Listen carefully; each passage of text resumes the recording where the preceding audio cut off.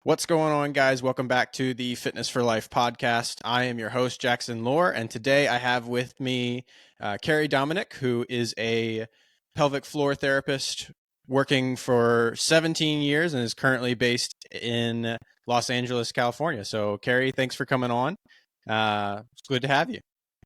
Yeah, thanks for having me. I'm always happy to talk about this to new audiences. Yeah, absolutely. So the first thing I like to ask people is just kind of how did you get into this, this particular part of the field of therapy?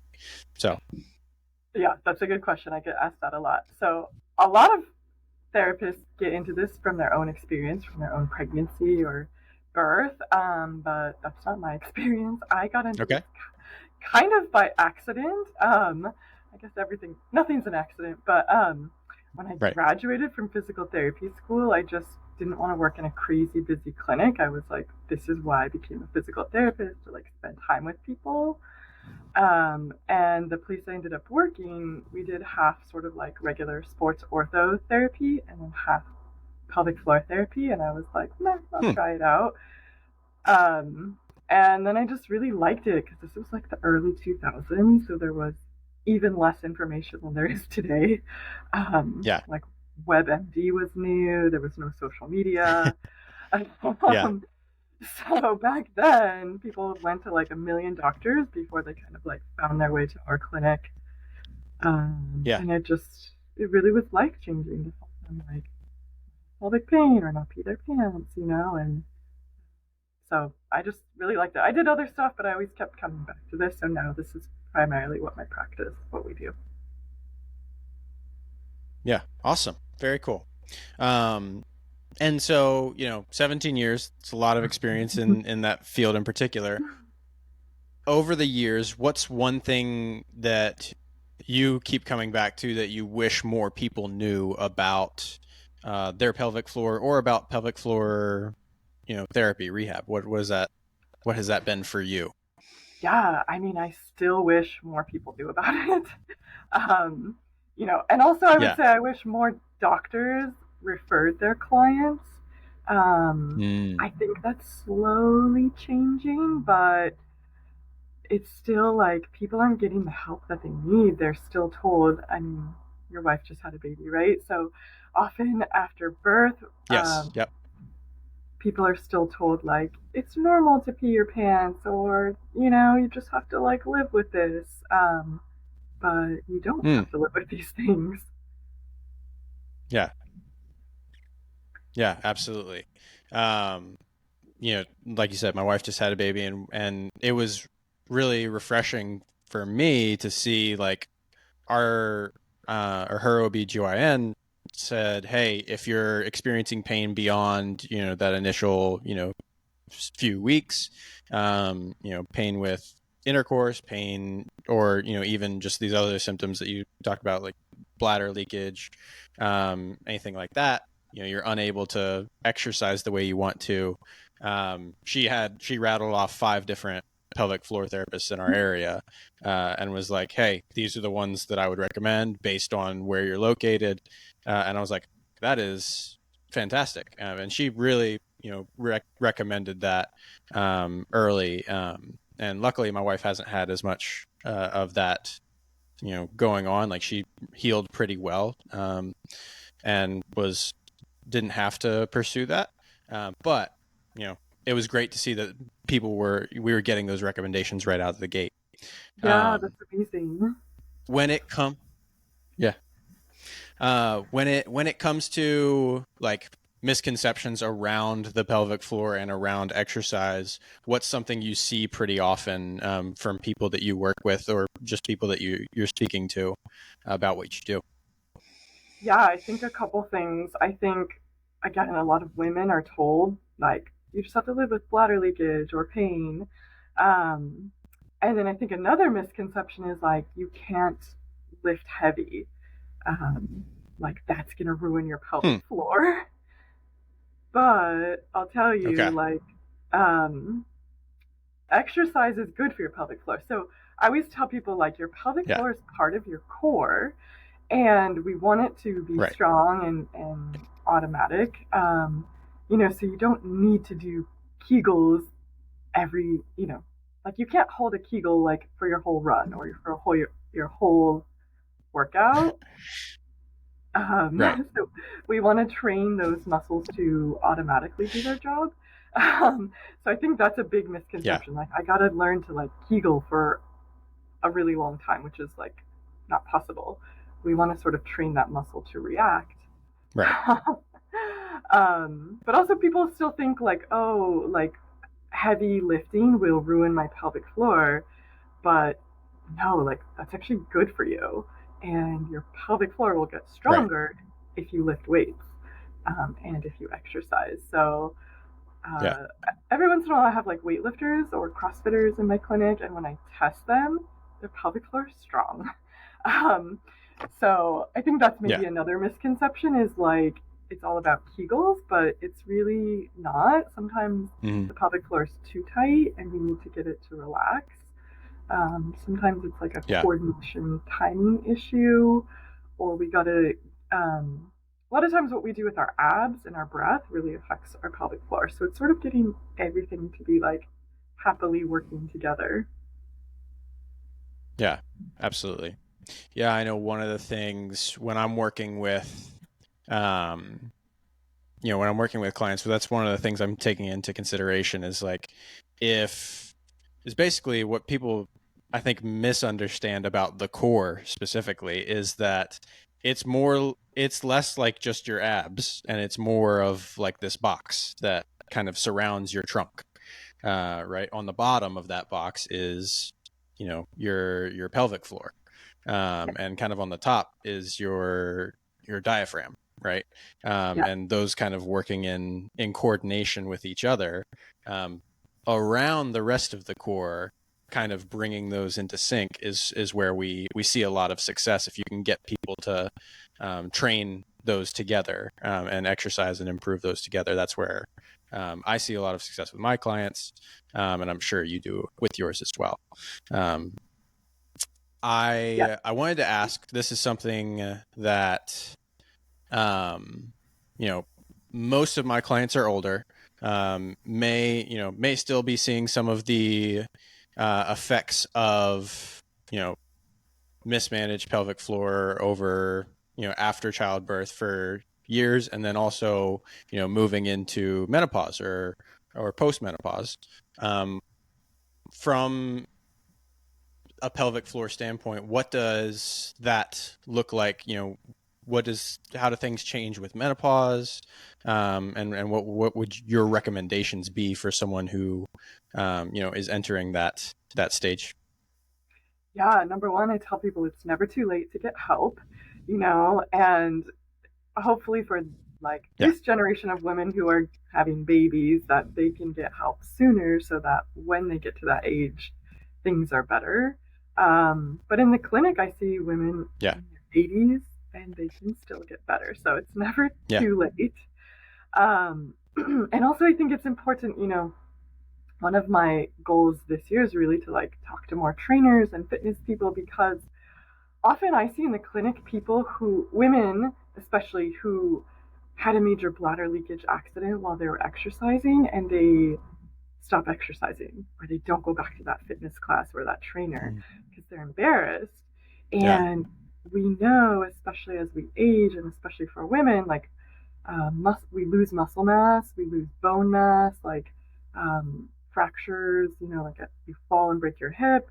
It's like Yeah. that's the beginning of the end for a lot of people. So, really, Yeah. my goal is to like, help trainers know what to do and to like get the word out that women, like, it's never too late. You can still get help for your bladder issues. Typically in older women, it's bladder issues. As far as like the fitness world. But also, what happens in menopause is we lose estrogen. Our vaginal tissues have estrogen receptors. So things become dry, they become weak, they become thin. So painful Mm. sex can be a problem at that age too. Um, but also, it really can affect the bladder. If there's sort of some underlying bladder things, when those vaginal tissues get thinner, then we have less support. And so a lot of those pelvic floor symptoms will come out again, or things that they could manage now are a problem. Yeah. Okay. So, sorry, did I interrupt you there? No. No. Okay. Um, so, you mentioned that, just the tissue itself changes a little bit with age. Um, is there anything in terms of nutrition or maybe even supplementation that you recommend as people, enter that stage as those changes are taking place? Like, do you work with your patients on different things that they can do on that end of things? That's a really good question. Honestly, what most women need is vaginal estrogen. And it's Okay. just our the vaginal tissues have estrogen receptors in them. And so Right. when your body stops producing that, there's really no nutrition or supplemental way to do that except for For supplemental sure. estrogen. Right. um, yeah, that's a good Yeah. question though. Yeah. But yeah, there's no Yeah. amount And of so, like estrogen and like soy or anything like that can right. replace the body makes. Right. Because the body has to either produce it naturally or you legitimately have to supplement with it. Like I think that's one of the misconceptions I think on the men's health side of things. Like there's a misconception about, oh, taking testosterone is a problem, as people get into their 40s and 50s and so on. But in reality, a lot of people who do are able to stay stronger much longer without a lot of negative side effects. And because it's what your body's naturally meant to produce. And I think it's the same, sounds like it's very similar on the women's end of things. Like if your body legitimately needs that for healthy tissues and it produces it naturally, but maybe in smaller amounts, then it's okay to supplement with something like that. And I think that's something that more people are understanding, as some of the fitness misinformation, you talk about when you were first getting into the field, really the biggest things that were available were magazines, right?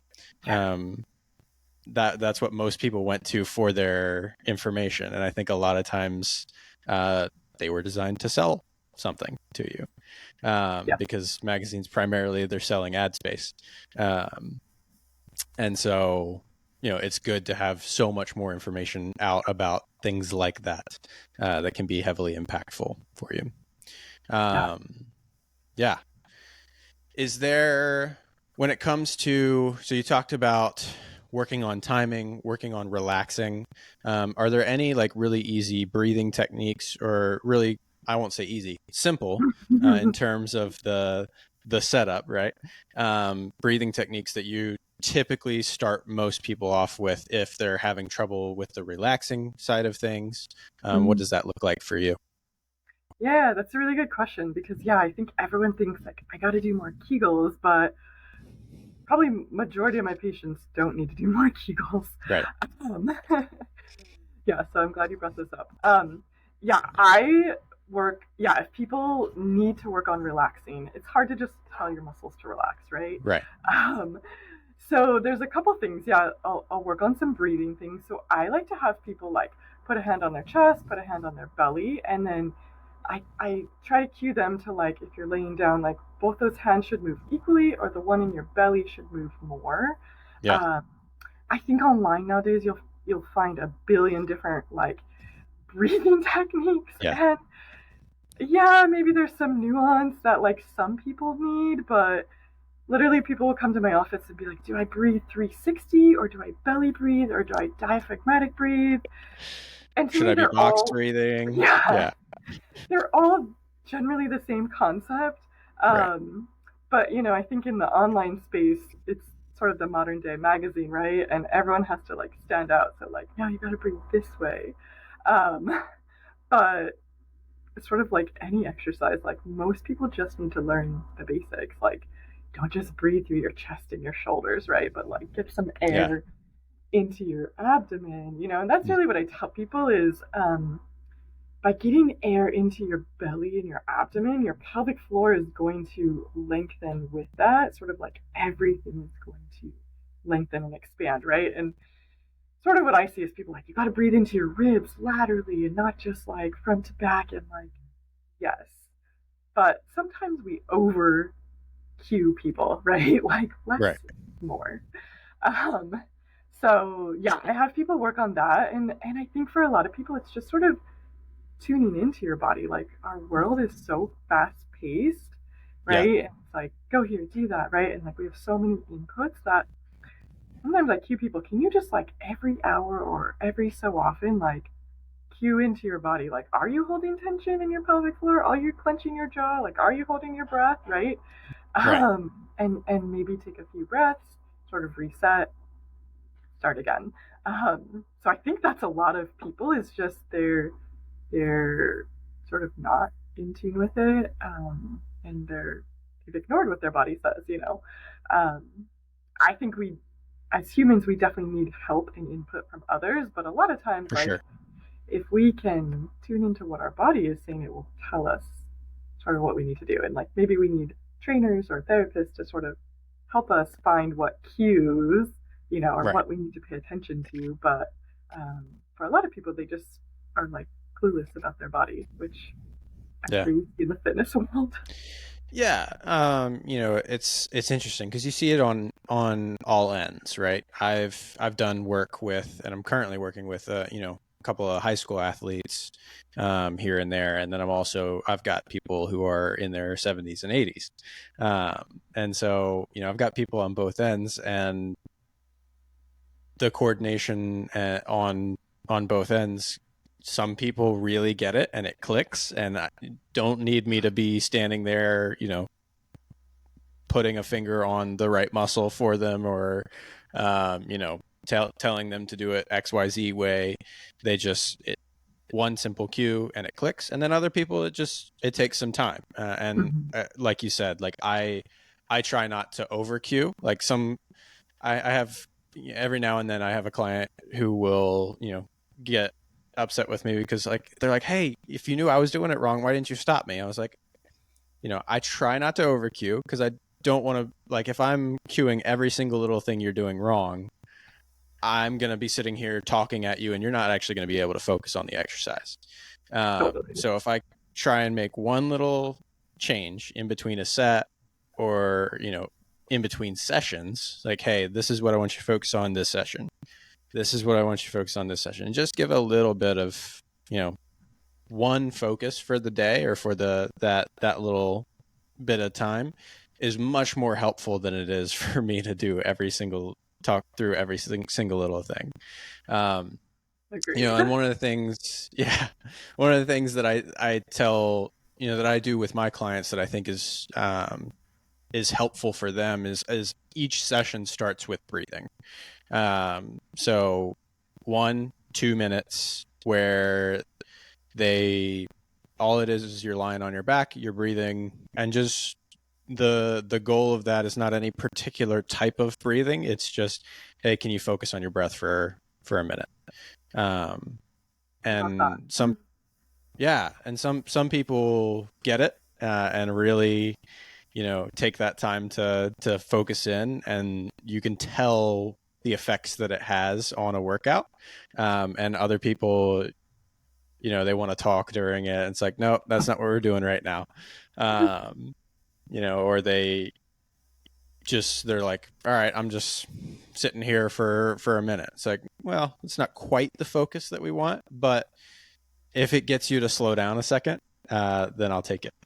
And so, yeah, it's definitely something that a simple breathing exercise can focus you a lot better than just diving right into a warm up.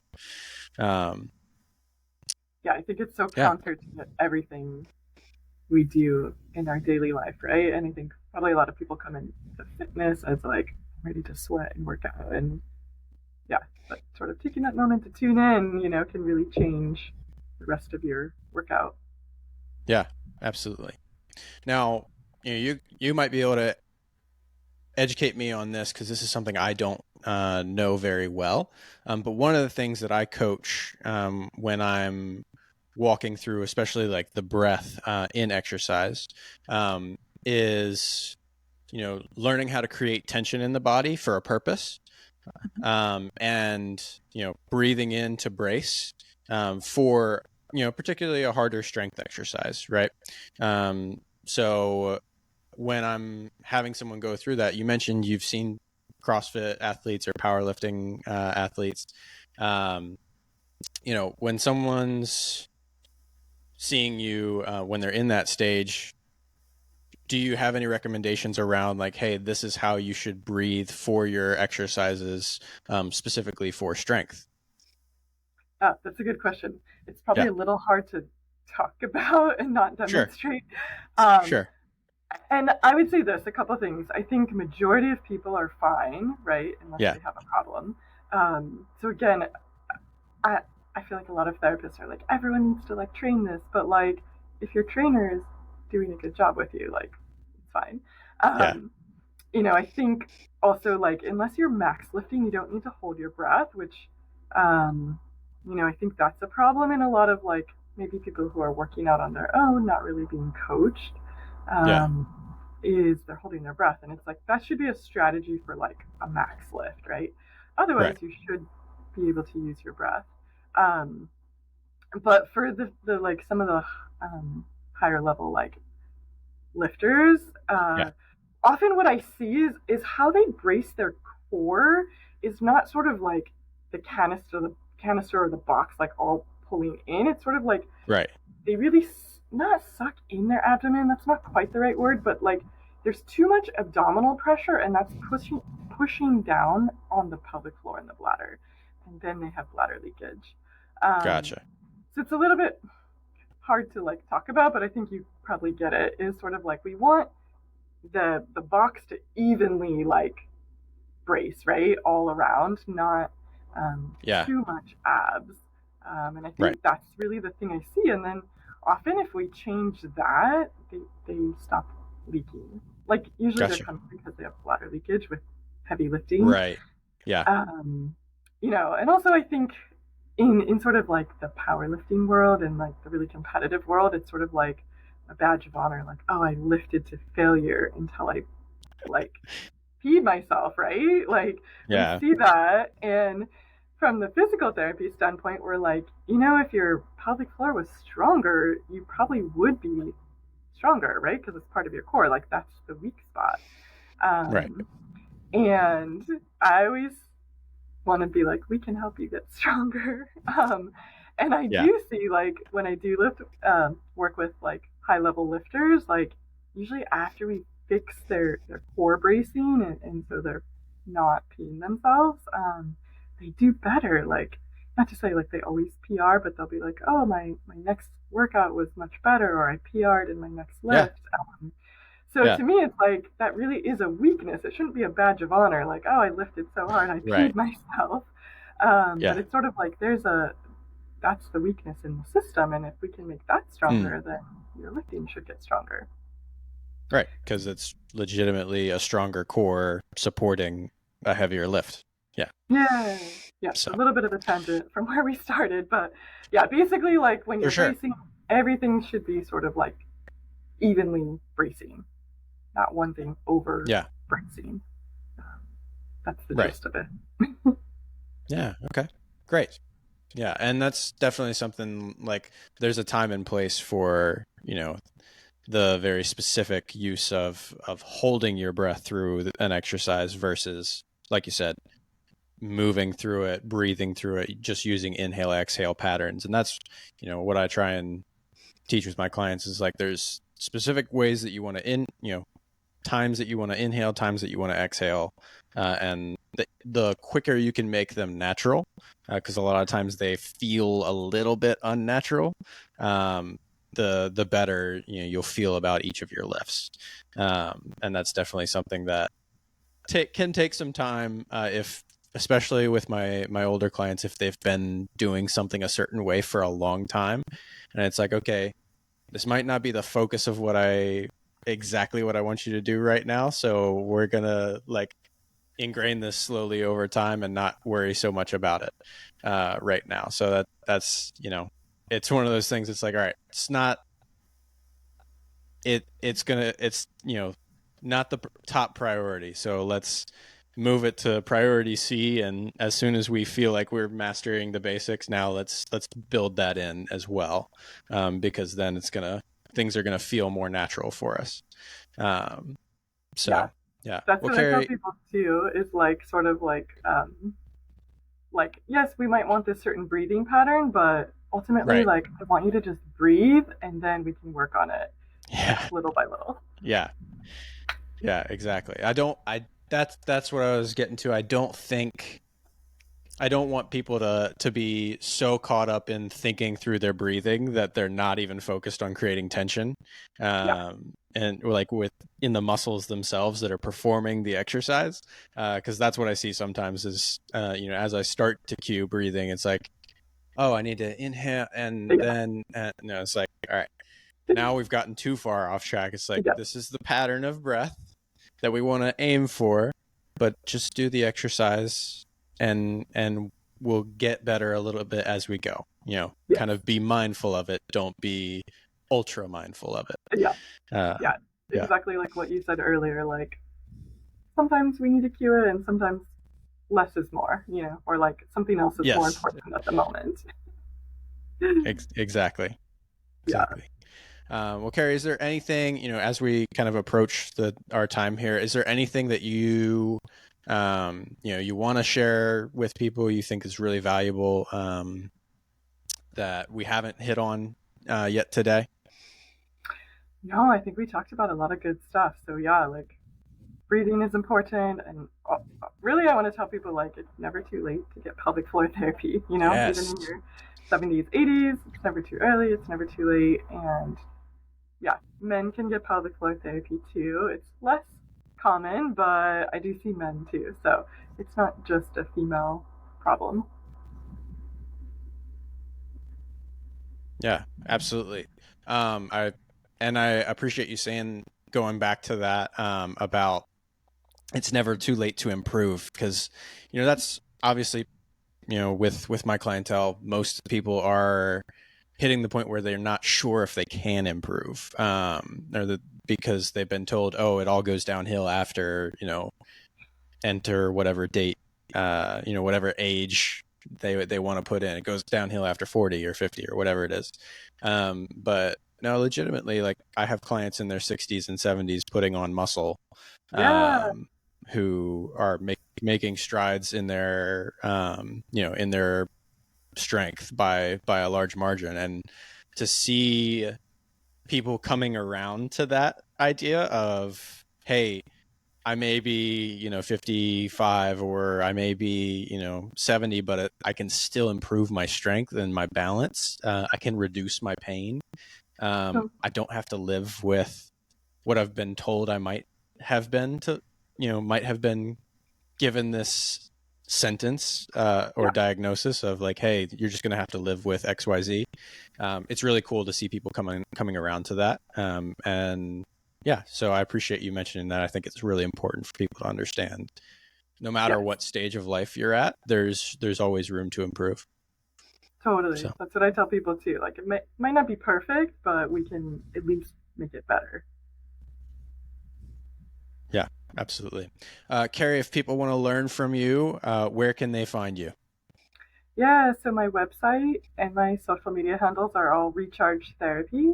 So I'm Awesome. on Facebook, Instagram, TikTok. My website has tons of blogs, a little bit on YouTube. So all, Nice. all the spaces. Yeah. Awesome. Cool. So recharge therapy on all of the platforms. Yeah. Very cool. Well, thank you so much for coming on today. I really appreciate it. And for those listening, we will see you next time. Thanks for having me.